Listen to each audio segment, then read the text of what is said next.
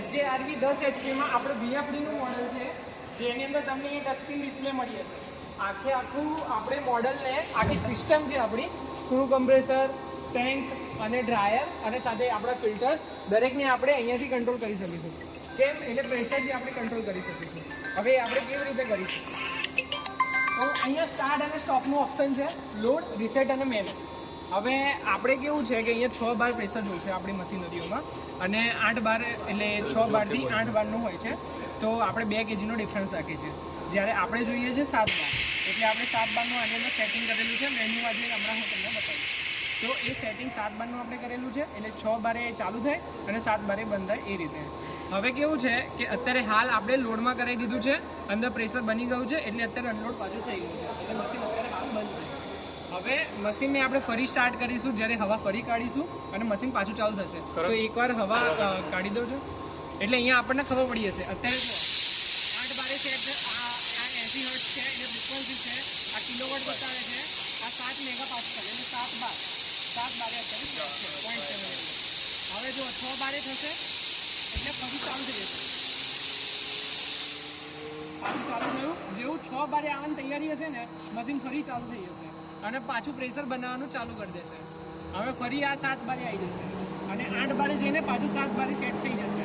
એટલે constant pressure આપણે 7 બાર જોઈએ એટલે એ 7 બાર કન્ટિન્યુઅસ સ્લોમાં રહેશે.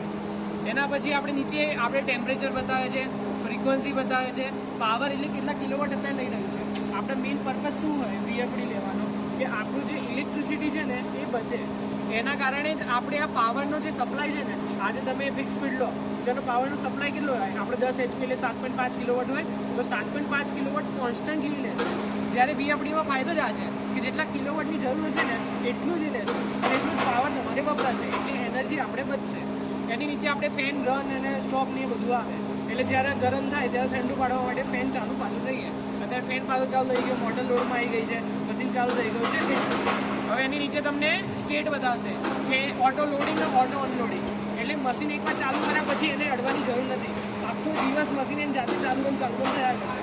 હા, વધારે ટાઈમ માટે મશીન બંધ રહેશે તો એ ઓટોમેટિક બંધ બી થઈ જશે.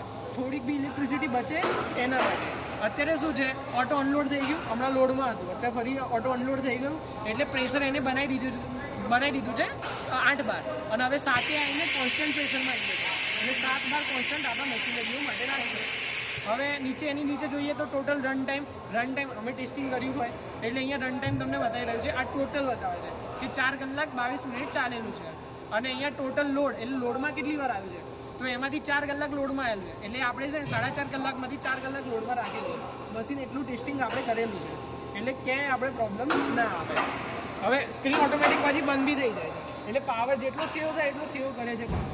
હવે એનથી આગળ આપણે આવીએ તો આપણો અહીંયા બોલવાલ આપેલો કે જ્યારે આપણે સર્વિસિંગનું કામ હોય ત્યારે આને આપણે બંધ કરીને આ મશીનની અંદર જે છે એને આપણે યુઝ કરી શકીએ ડ્રાયરથી લઈને, પણ ત્યાં સુધીમાં આપણે આ મશીનને સર્વિસ કરી શકીએ સાથે સાથે.